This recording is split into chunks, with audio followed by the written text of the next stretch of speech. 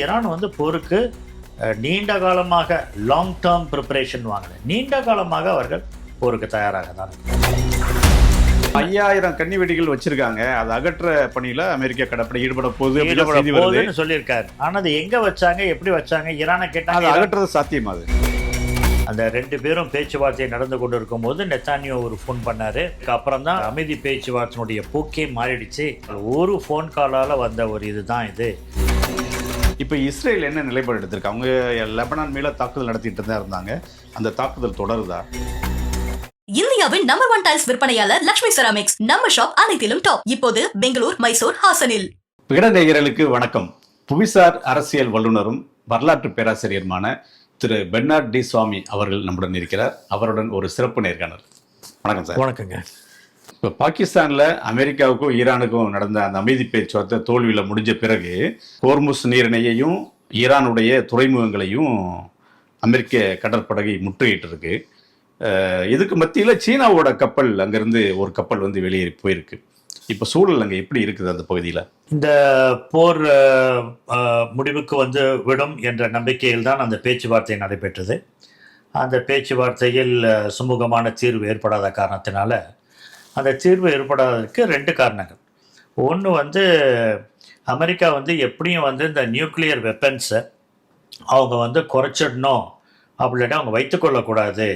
அந்த செறிவூட்டப்பட்ட யுரேனியமும் இருக்கக்கூடாது, அவங்களிடம் எந்த விதமான நியூக்ளியர் வெப்பன்ஸும் இருக்கக்கூடாது அப்படின்றதில் அமெரிக்கா வந்து பிடிவாதமாக அவர்கள் இருந்தார்கள்.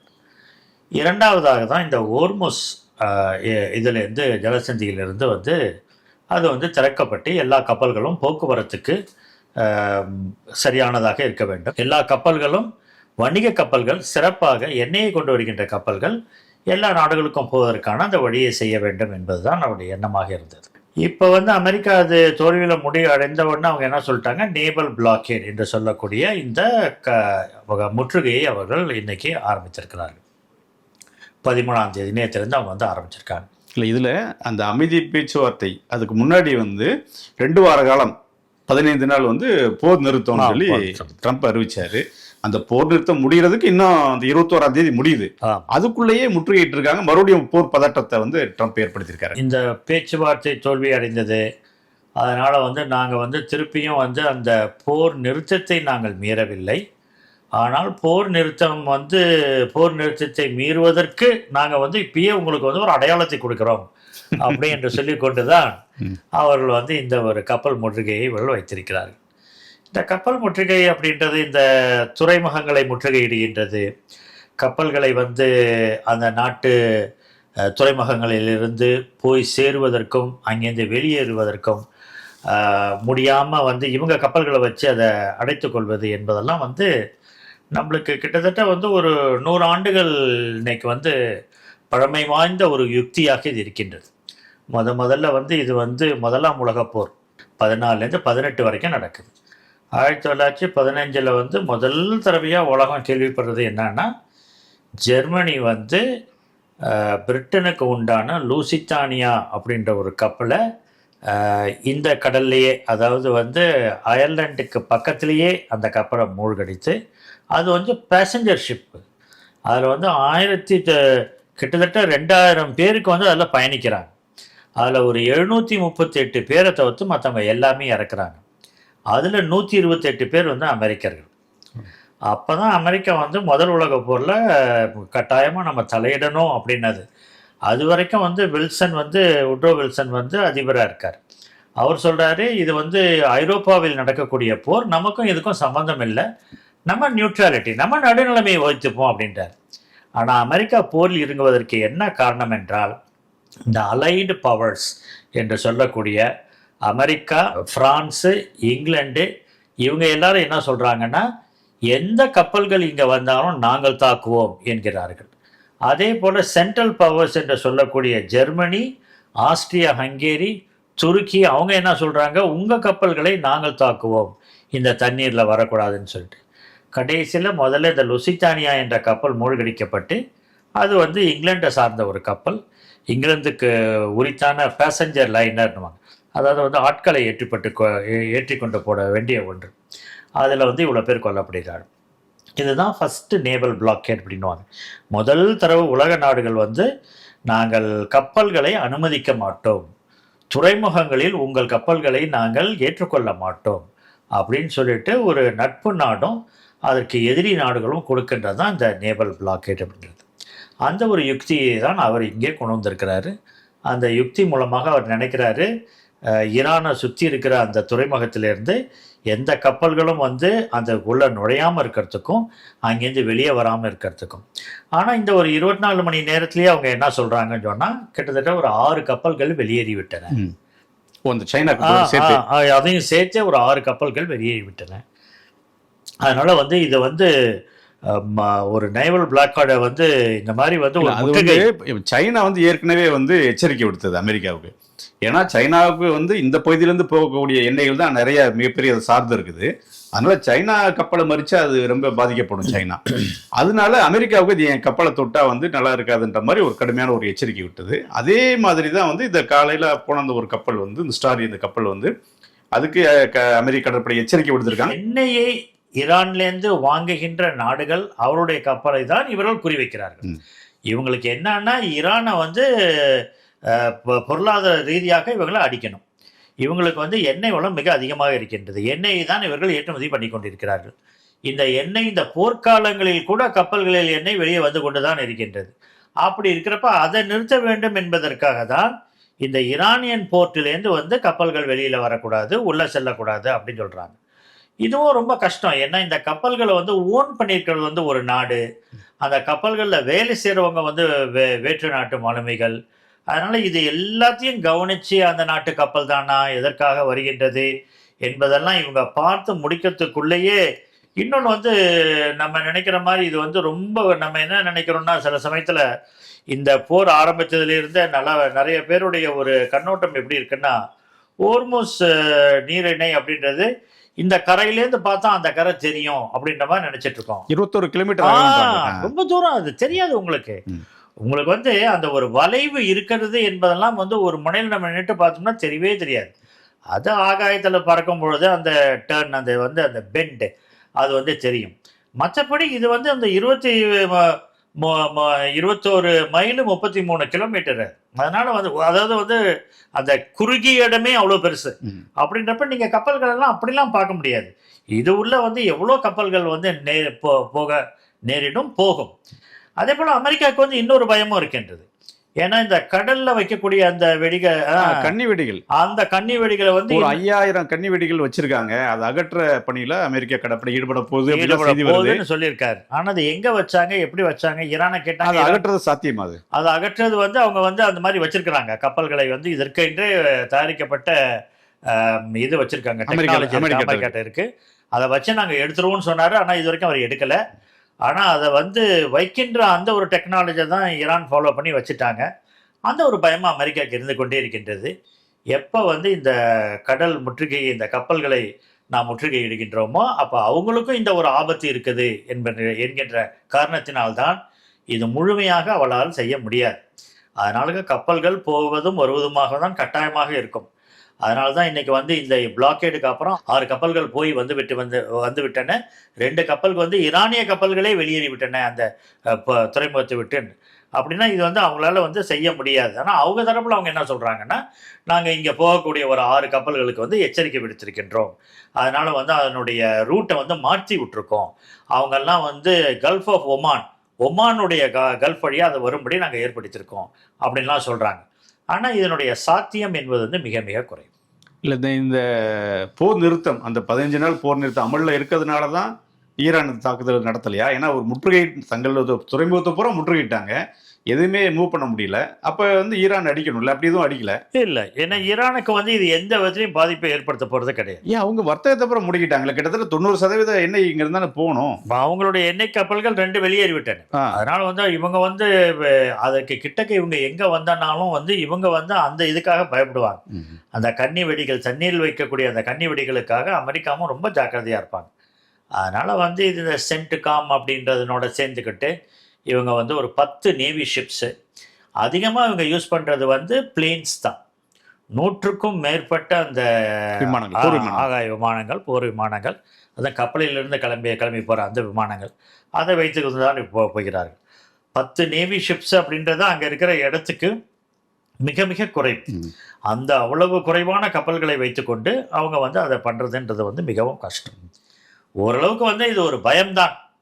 இந்த ஒரு பயத்தை ஏற்படுத்தி அதன் மூலமாக ஈரானுக்கும் ஈரானுக்கு இதை ஒரு எச்சரிக்கையாக கொடுத்து விட்டு, நீங்கள் வந்து அமைதி பேச்சுவார்த்தையில் எங்களோட நீங்கள் ஒத்துழைக்கவில்லை அப்படின்ற ஒரு செய்தியை அவர்களுக்கு கொடுத்து விட்டு, சுற்றி இருக்கக்கூடிய நாடுகளுக்கு நாங்கள் இந்த மாதிரி பண்ணிருக்கோம், அதனால் இனிமேப்பட்டு எண்ணெய் வரக்கூடிய இந்த இடங்களில் வந்து சாதாரணமாக மற்ற கப்பல்கள்லாம் இதுலேருந்து வெளியேறலாம், நாங்கள் வந்து ஈரானுக்குள்ளே தான் கப்பல்கள் வந்து போகக்கூடாது, அங்கேருந்து வெளியே வரக்கூடாதுன்னு சொல்லியிருக்கோம், ஆனால் மற்ற கப்பல்கள் போயிட்டு வரும்படியாக இந்த நீரிணையை நாங்கள் திறந்திருக்கிறோம் என்கின்ற செய்தி தான் அமெரிக்கா கொடுக்க விரும்புகிறது. இல்லை, இந்த முற்றுகையினால இப்போ கடல் வழி போக்குவரத்தை, கடல் வழி வணிகத்தை விட்டுட்டு தரைவழி வணிகத்துக்கு அவங்க தயாராகிட்டு இருக்காங்க ஈரான் அப்படின்னு சொல்லி சொல்கிறாங்க. ஏன்னா ரஷ்யா, சைனா மற்ற நாடுகளோட அந்த வர்த்தக போக்குவரத்துக்காக தரைவழிக்கான ஏற்பாடுகள் நடக்குதுன்னு சொல்கிறாங்க. அது எந்த அளவுக்கு சாத்தியம்? அது சாத்தியம். ஏன்னா நம்முடைய ஜவஹர் அந்த போர்ட்டு தானே, அது நம்மளோட இந்தியா சேர்ந்து டெவலப் பண்ண வேண்டிய போர்ட்டு தானே.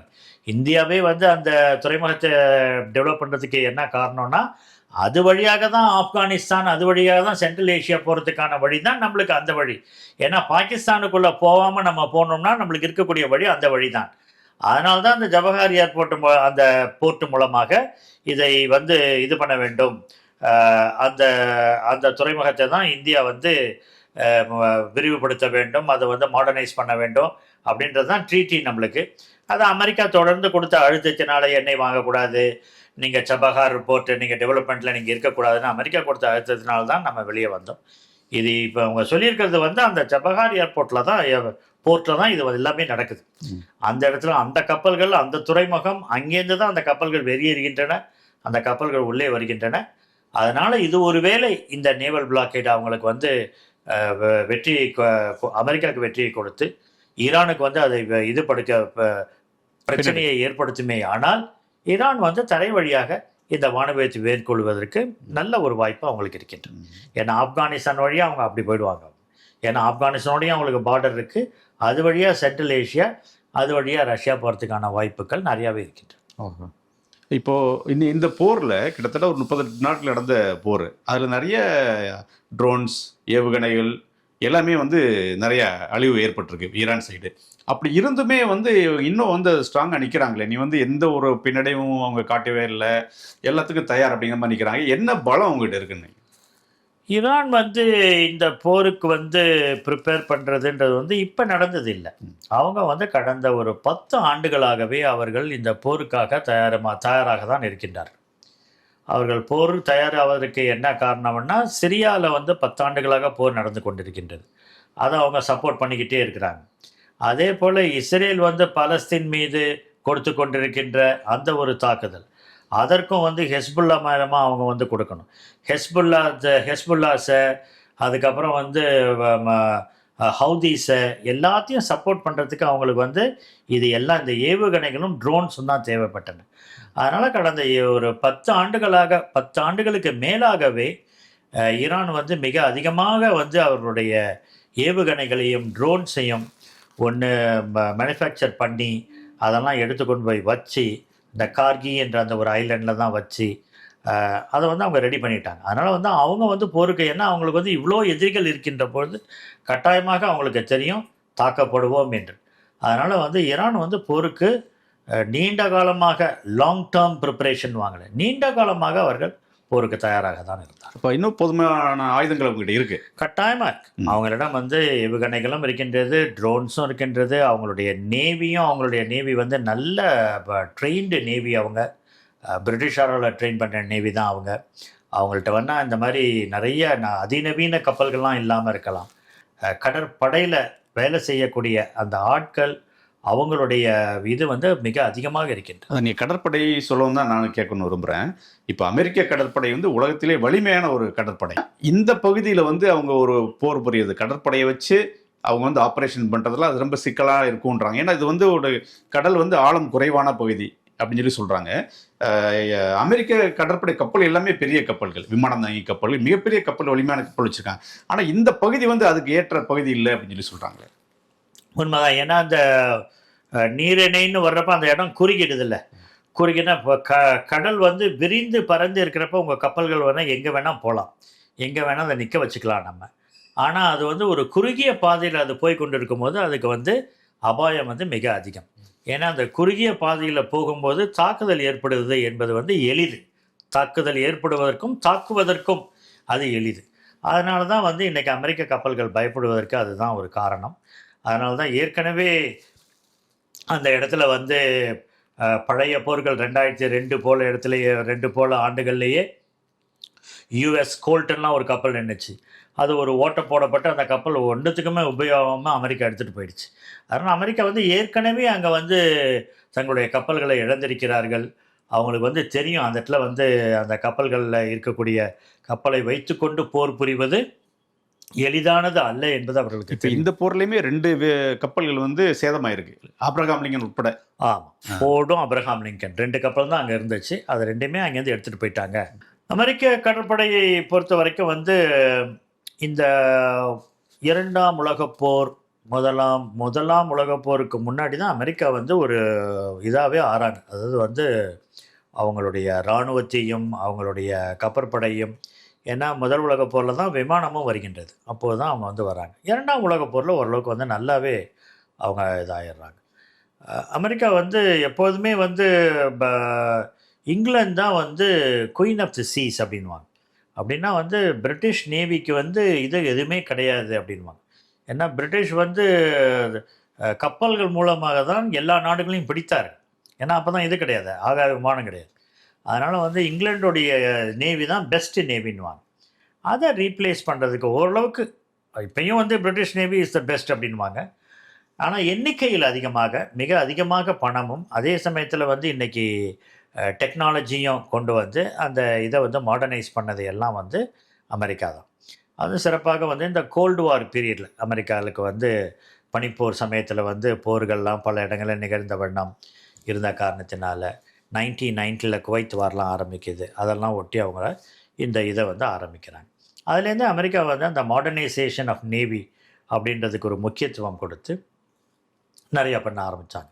அதே போல் அந்த முதல் உலக போர்லேயே அவங்க வந்து அந்த நேவல் பிளாக்கேட், அந்த கடல் முற்றுகையை முதல்ல கையில் எடுத்த 3 நாடுகள் வந்து இங்கிலாந்து, அமெரிக்கா, ஃப்ரான்ஸ். அவங்கெல்லாம் நேச நாடுகள் பக்கமாக, அச்சு நாடுகள் பக்கமாக ஜெர்மனி, இவங்க எல்லாமே வந்து எடுத்தாங்க. இவங்க எல்லாருமே வந்து கப்பலுக்கும் கப்பல் படைக்கும் வந்து மிகவும் முக்கியத்துவம் கொடுக்கக்கூடியவர்கள். ஏன்னா வந்து ரொம்ப முக்கியமானது நேவி அப்படின்வாங்க. ஆல்ஃப்ரெட் சி மஹான் அப்படின்றவுடைய புக்கு வந்து என்னன்னா த பவர் ஆஃப் த சீ தான். நீ வந்து அதிகாரமிக்க ஒரு நாடாக இருக்க வேண்டுமேயானால் உன்னுடைய கடற்படை வந்து மிகவும் சிறப்பானதாக இருக்க வேண்டும் அப்படின்றதான் அவர் வந்து ஒரு புக்காக எழுதினார். அந்த புக்கை வைத்துக்கொண்டு தான் இன்றைக்கி வந்து இதில் வந்து இன்டர்நேஷ்னல் ரிலேஷன்ஸில் வந்து எல்லாரும் என்ன சொல்கிறதுன்னா கப்பல் படை மிகவும் அதிகமாக நன்றாக இருக்கும். இது வந்து 2ஆம் உலகப் போர், 2ஆம் உலக போருக்கு அப்புறம் வரைக்கும் இது உண்மையாக இருந்தது. ஆனால் இன்றைக்கி வந்து கட்டாயமாக ஏர்ஃபோர்ஸ் ஸ்ட்ராங்காக இருக்கணும் அப்படின்றது வருது. அதனால் வந்து முந்தி இருந்த அளவுக்கு முக்கியத்துவம் இன்றைக்கி நேவிக்கு இல்லை. இருந்தாலும் நேவி இன்றைக்கி கம்ப்ளீட்டாக மாடர்னைஸ் பண்ணி இன்றைக்கி ஏர்ஃபோர்ஸையும் நேவியும் ஒன்றாக்கிட்டாங்களே. கப்பல்லேருந்து தானே இப்போ இது எல்லாமே விமானங்கள் எல்லாம் பறக்கின்றன. அந்த மாதிரி கொண்டு வந்துட்டதுனால இன்னும் நேவி இன்றைக்கி பவர்ஃபுல்லாக தான் இருந்துகிட்ருக்கு. இப்போ இஸ்ரேல் என்ன நிலைப்பாடு எடுத்திருக்கு? அவங்க லெபனான் மேலே தாக்குதல் நடத்திட்டு தான் இருந்தாங்க. அந்த தாக்குதல் தொடருதா? இஸ்ரேலை பற்றி நாம் பேசும்பொழுது இந்த பேச்சுவார்த்தை தோல்வி அடைந்ததற்கு கூட சமீபத்தில் அவர்கள் கூறுவது பல இடங்களில் இதை பற்றிய செய்திகள் வந்து கொண்டே இருந்தன. அந்த 2 பேரும் பேச்சுவார்த்தை நடந்து கொண்டு இருக்கும்போது நெத்தானியோ ஒரு ஃபோன் பண்ணார். அதுக்கப்புறம் தான் அந்த பேச்சினுடைய போக்கே மாறியது. நெத்தனியாகு வந்து இவர்கிட்ட பேசுகிறார், அமெரிக்க துணை அதிபர் வான்ஸ்ட்ட பேசுகிறார். பேசினதுக்கு அப்புறம் தான் அந்த அமைதி பேச்சுவார்த்தையினுடைய போக்கே மாறிடுச்சு. அதுக்கப்புறம் தான் அவங்களுடைய டிமாண்ட்ஸ் எல்லாம் கொஞ்சம் அதிகமாச்சு. இது சொல்கிறது அப்பாஸ் அராக்சி சொல்கிறார். இதை வந்து அவங்களுடைய வெளியுறவுத்துறை அமைச்சர் சொல்லுகின்றார். அவங்க ஸ்பீக்கர் போய் நெகோஷியேட் பண்ணவர், அவர் இதை உறுதி செய்கின்றார். இந்த மாதிரி ஒரு ஃபோன் காலால் வந்த ஒரு இதுதான் இது நன்றாக நடைபெற்று கொண்டிருந்தது. 2 பேரும் பல இதை வந்து நாங்கள் அக்ரி பண்ணிக்கிட்டோம், ஏற்றுக்கொண்டுட்டோம், ஆனால் அவரிடம் வந்தது என்று சொல்லி அந்த விதத்தில் வந்து இஸ்ரேல் வந்து இன்னும் அமெரிக்காவுக்கு கொடுக்கக்கூடிய அழுத்தம் என்பது மிக அதிகமாக தான் இருந்து கொண்டிருக்கின்றது. அதே போல் இந்த பேச்சுவார்த்தை முடிஞ்ச உடனேயே அவர் தான் அதில் சொன்னதில் வந்து ஒன்றத்தை மீறினார். இப்போ இந்த சீஸ்ஃபயரில் வந்து இனிமேப்பட்டு போர் இல்லை அப்படின்னு சொன்னப்போ, இந்த சீஸ்ஃபயர் வந்து இதுக்கும் தான் அமெரிக்கா, இஸ்ரேல், ஈரானில் தாக்குதல் நடத்துகிறத மட்டும்தான் இது குறிக்கின்றது. நாங்கள் ஹெஸ்புல்லாவை தாக்குறத சவுத் லெபனானில் இன்க்ளூட் ஆகலை அப்படின்னு அவர் தான் ஃபஸ்ட்டு சொல்கிறார். அதை தொடர்ந்து அவங்க சவுத் லெபனானை அடித்து கொண்டு தான் இருக்கின்றார்கள். கிட்டத்தட்ட ஒரு 7000 பேருக்கு மேலே அங்கே மக்கள் வந்து இறந்து விட்டார்கள். பயங்கரமாக அந்த நாட்டில் வந்து பாதி பகுதியை, ஏன்னா அவங்களுடைய ஐடியா இப்போ என்ன இருக்குன்னா, சவுத் லெபனானை கொஞ்ச நாளைக்கோ பெர்மனண்ட்டாவோ, ஏன்னா அவங்க என்ன சொல்கிறாங்க, நாங்கள் இங்கே இருப்போம், இந்த பகுதியில் நாங்கள் இருக்க விரும்புகிறோம் அப்படின்றார்கள். அப்படின்னா இதுவும் வந்து அவங்களுடைய ஒரு 48 அவங்க உருவானதுலேருந்தே அந்த ஒரு அகண்ட இஸ்ரேல் என்பதை அவர்கள் பார்க்கிறார்கள். அகண்ட பாரதம், அகண்ட இஸ்ரேல். ஆமாம், அந்த அகண்ட இஸ்ரேலில் அவங்க வந்து லெபனானும் சவுத் லெபனானும் இருக்கின்றது. அதனால் வந்து அந்த பகுதியும் அவங்க வந்து எடுத்துக்கணும், அதனால் நாங்கள் கொஞ்ச நாள் அங்கே இருப்போம் அப்படின்றாரு. அதே சமயத்தில் 2 நாட்களுக்கு முன்னாடியே வந்து லெபனானோட பேச்சுவார்த்தை நடத்திக்கிறோம்னு சொல்லிட்டு இப்போ பேச்சுவார்த்தை ஆரம்பித்து விட்டார்கள்.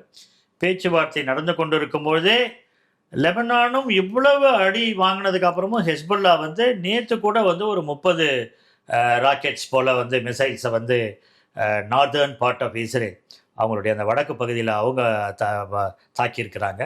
அதனால் வந்து இது ஒரு பக்கம் வந்து அமைதி பேச்சுவார்த்தை நடந்தால் கூட போர் நடந்து கொண்டு தான் இருக்கின்றது.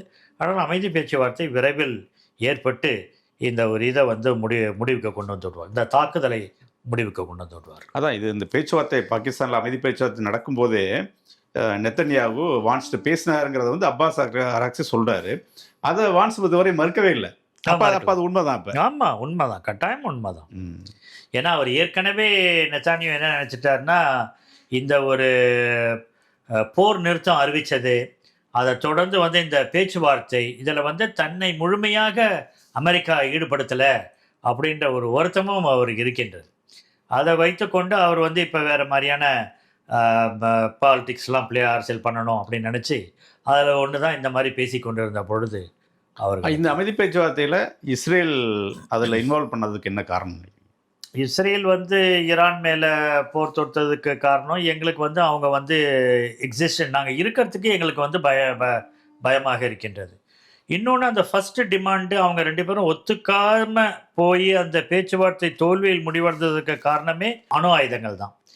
இவங்க எப்போதுமே இஸ்ரேல் என்ன சொல்லிட்டு இருந்துச்சுன்னா, ஸ்டீரியோ டைப் பண்ணுவாங்கள்ல, சொன்னதையே ஒரு இதை சொல்லிக்கிட்டே இருந்தது. என்ன சொல்லிச்சுன்னா, ஈரான் வந்து அணு ஆயுதங்களை வைத்திருக்கின்றது, எங்கள் மேலே அதை கொண்டு வருவதற்காக தான், எங்கள் மேலே போடுவதற்காக தான், எங்கள் மேலே போர் வந்தால் அது இது, அதனால தான் நாங்கள் வந்து ஈரான் அடிக்கிறோன்னு சொல்லிட்டு தான் அந்த 6 மாதத்துக்கு முன்னாடி ஜூன் மாதம் அங்கே போய் அந்த நத்தான்ஸு, அந்த ஃபோர்தோ போல இடங்களெல்லாம் அடிக்கிறது, நியூக்ளியர் சயின்டிஸ்ட்டை கொள்வது, அது எல்லாமே பண்ணதாக தான். இன்றைக்கி அமெரிக்கா வைக்கக்கூடிய அந்த முதல் இது வந்து கண்டிஷன் அவங்களுக்கு வந்து, நீங்கள் இப்போ அந்த கண்டிஷனில் இப்போ வந்து ஒரு இது சொல்லியிருக்காங்க, என்னென்னா இந்த பேச்சுவார்த்தையில் என்ன கேட்டிருக்காங்கன்னா, 20 ஆண்டுகளுக்கு நீங்கள் அணு ஆயுதங்களை வைத்துக்கொள்ளக்கூடாது, அது தொடர்பான எந்த ஆராய்ச்சிகளையும் எடுக்கக்கூடாது, அதை நீங்கள் விட்டுவிட வேண்டும் அப்படின்னு அமெரிக்கா வந்து ஈரானிடம் கேட்கின்றது. ஈரான் வந்து எவ்வளோ தூரத்துக்கு ஒத்துக்கிட்டாங்கன்னா, 5 ஆண்டுகளுக்கு நாங்கள் எடுக்க மாட்டோம்னு உறுதி கொடுத்துருக்காங்க. இப்போ தான் பேச்சுவார்த்தையினுடைய இது கொஞ்சம் கொஞ்சமாக இப்போ வெளியே வருது. அதில் என்ன சொல்கிறாங்கன்னா, முதல் 5 ஆண்டுகளுக்கு சொல்லியிருக்காங்க, 5 ஆண்டுகளுக்கு நாங்கள் வந்து இறங்கி வந்திருக்கிறாங்க. ஈரானை ரொம்ப இறங்கி வந்திருக்கிறாங்க, அருமையாக சொல்லியிருக்காங்க. முதல் 5 ஆண்டுகளுக்கு நாங்கள் இதை கொடுத்து விட முடியாது, அதுக்கப்புறம் வந்து எங்களுக்குன்னு ஒரு இறையாண்மை இருக்கின்றது, இந்த நாட்டினுடைய இறையாண்மையில் நாங்கள் வந்து அதை டெவலப் பண்ணிக்கிறோம் அப்படின்னு சொன்னால், அணு ஆயுதங்களை நாங்கள் டெவலப் பண்ணிக்கிறோம் அப்படின்னு சொல்லிட்டு சொல்லியிருக்கிறாங்க. அமெரிக்கா வந்து லாங் டேர்ம் 20 ஆண்டுகளுக்கு என்று கேட்கிறார்கள். இதெல்லாம் இஸ்ரேல் கொடுக்கின்ற அழுத்தத்தில் வருகின்றது தான் இந்த டிமாண்ட்ஸ் எல்லாமே. இப்போ இந்த பாகிஸ்தான் அந்த பேச்சுவார்த்தை தோல்வி அடைஞ்ச பிறகு மற்ற நாடுகள், இப்போ ரஷ்யா, சைனா, பிரான்ஸ், பிரிட்டன், இவங்கெல்லாம் வந்து பேச்சுவார்த்தைக்கு ஒரு சமரசம் கொண்டு வர்றதுக்கான முயற்சியில் ஈடுபடுறதா செய்திலாம் வருது. இப்போ இவங்க என்ன சொல்லியிருக்காங்கன்னா, ஃப்ரான்ஸும் இங்கிலாண்டும் என்ன சொல்லியிருக்காங்கன்னா, ஸ்டெர்மரும் இவரும் என்ன சொல்லியிருக்காங்கன்னா, மெக்ரானும், நாங்கள் 2 பேரும் இந்த மாத இறுதிக்குள்ளாகவே ஒரு சமிட், உலக தலைவர்களை, முக்கியமான நாட்டினுடைய தலைவர்களை நாங்கள் எங்கள் நாடுகளை ஒன்று ஃப்ரான்ஸ்லேயோ அல்லது இங்கிலாந்துலேயோ கொண்டு வந்து நாங்கள் வந்து ஓர்முஸ் நீரிணையை அமைதியான வகையில் ஈரானுடன் பேசி அதை எப்படி திறப்பது, அதை எப்படி வந்து ஒரு இன்டர்நேஷ்னல் சர்வதேச ஒரு நீர் வழியாக அதை உபயோகிக்குது, அதில் வந்து அந்த டோல்ஸ் எல்லாம் வாங்காத மாதிரி, அதில் வந்து அந்த பணம்லாம் வாங்காத மாதிரி எப்படி பண்ணுவது என்பதை பற்றி பேசுவதற்காக உலக தலைவர்களோடு நாங்கள் ஒரு பேச்சுவார்த்தையை நடத்த இருக்கின்றோம் என்று சொல்லியிருக்கிறார். இது ரொம்ப நல்லா இருக்கு. அவங்க சொல்லியிருக்காங்க இட் இஸ் டிஃபென்சிவ். இப்போ அமெரிக்கா போயிருக்கிறது வந்து அஃபென்சிவ், அடிக்கிறது. நாங்கள் அடிக்கிற மாதிரி போல நாங்கள் வந்து எந்த விதமான இதையும் நாங்கள் பயன்படுத்தவில்லை. நாங்கள் அமைதியான முறையில் ஈரானையும் சேர்த்து கொண்டு எப்படி வந்து ஓர்முஸ் நீரிணையை யாருக்கும் பிரச்சனை இல்லாமல் இந்த எண்ணெயை கொண்டு வருவதற்கான வாய்ப்புகள் என்ன இருக்கின்றதை பேசி அதை முடிவு செய்வோம். ஏன்னா உலக பொருளாதாரம் என்பது இப்போ மிகவும் சரிந்திருக்கின்றது. சிறப்பாக இங்கிலாண்டெல்லாம் இப்போ ரொம்ப பாதிக்கப்பட்டிருக்காங்க. திருப்பியும் எரிபொருள் விலை வந்து அதிகமாக ஏறுமுகத்தில் இருக்கின்றது. இதன் காரணமாக தான் அவர்கள் சொல்லுகிறார்கள் இந்த ஒரு மீட்டிங்கை நாங்கள் விரைவில் போட்ட போகிறோம் அப்படின்னு சொல்லிட்டு சொல்லியிருக்காங்க. அது வந்து ரொம்ப நம்பிக்கை அளிப்பதாக இருக்கின்றது. இப்போ அந்த பாகிஸ்தான் பேச்சுவார்த்தைக்கு பிறகு 2ஆம் கட்ட ஒரு பேச்சுவார்த்தைக்கு ட்ரம்ப் அறிவிச்சிருக்கிறாரு. அது எங்கே நடக்கும், எப்படி நடக்கும்? இப்போ பாகிஸ்தான் மத்தியஸ்தத்தில் தான் இப்போ முதற்கட்ட பேச்சுவார்த்தை நடந்தது. இது பாகிஸ்தான் இன்வால்வ் ஆகுமா, எப்படி நடக்குது? இப்போ அந்த பேச்சுவார்த்தை தோல்வியில் முடிவடைந்தது அப்படின்ன உடனேயே எல்லாருக்கும் தெரியும் கட்டாயமாக வந்து ஒரு பேச்சுவார்த்தையில் சாதாரணமாக, ஏன்னா இவங்க வந்து 79க்கு அப்புறம் வந்து இவங்க 2 பேரும் உட்கார்லையே, டெஹ்ரானும் அமெரிக்காவும் நேராக உட்காந்தே பேசலை. அந்த மாதிரி இதில் வந்து கட்டாயமாக உடன்பாடு ஏற்படுவது என்பது வந்து கடினமானது தான். ஏன்னா ஒரு நாடு இன்னொரு நாடை புரிஞ்சுக்கணும், நம்பிக்கை வரணும், கான்ஃபிடென்ஸ் பில்டிங் மெஷர்ஸ்ன்றாங்கல்ல, எனக்கும் உங்கள் மேலே எனக்கு நம்பிக்கை வரணும், என் மேலே உங்களுக்கு நம்பிக்கை வரணும். இதுக்கு தான் பாகிஸ்தான் வந்து மத்தியஸ்தம் பண்ணிக்கிட்டே இருந்தாங்க. இப்போ இன்னைக்கு வந்து இவர் ஷபாஸ் வந்து 3 நாடுகள் சுற்றுப்பயணத்தை எடுத்துக்கொண்டிருக்கிறார். அவர் இப்போ சவுதி அரேபியாவுக்கு போயிருக்காரு, கத்தாருக்கு போயிருக்காரு, அதுக்கப்புறம் துருக்கிக்கு போகிறார். சவுதி அரேபியாலையும் கத்தாரிலையும் இதை பற்றி தான் அவர் மெயினாக பேச போகிறார். துருக்கியில் ஒரு கான்ஃபரன்ஸ் இருக்குது, அதோடு சேர்ந்து இதை பற்றி பேச போகிறார். அதனால் அவர் வந்து இப்போ என்ன நினைக்கிறாருன்னா, பாகிஸ்தான் மட்டும் ஒரே நாடாக இதை மத்தியஸ்தம் பண்ணுறது அப்படின்றது வந்து ரொம்ப இயலாத காரியம். அதனால் அங்கே இருக்கக்கூடிய பெரிய நாடுகளான சவுதி அரேபியா, கத்தார், துருக்கி, இன்னும் எகிப்தையும் கூப்பிட்டுப்பார். ஏன்னா இதுக்கு முன்னாடியே எகிப்து ஃபாரின் மினிஸ்டர் அவர் கூப்பிட்டுருந்தார்.